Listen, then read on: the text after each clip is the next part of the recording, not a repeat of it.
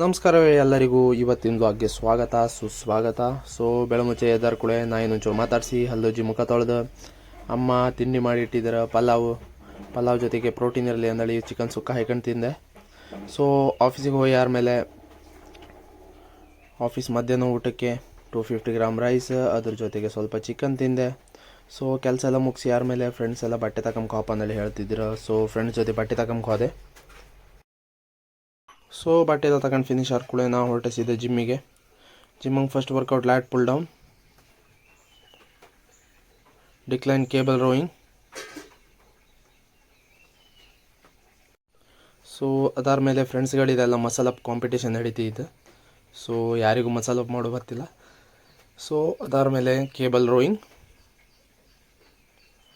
ಅದಾದಮೇಲೆ bicep curl, reverse barbell curl. Workout ಎಲ್ಲ finish ಆಯಿತು. ಸೀದಾ ಮನೆಗೆ ಹೋದೆ. ಮನೆಗೆ ಹೊರ್ಕೊಳ್ಳಿ ಒಂದು ಬಾಳೆಹಣ್ಣು, ಅದ್ರ ಜೊತೆಗೆ 1 ಸ್ಕೂಪ್ ವೇ, ಅದ್ರ ಜೊತೆಗೆ 1 ಸ್ಕೂಪ್ ಕ್ರೇಟಿನ್ ಹಾಕಿ ಅರ್ಧ ಗಂಟೆ ರೆಸ್ಟ್ ಮಾಡಿದೆ.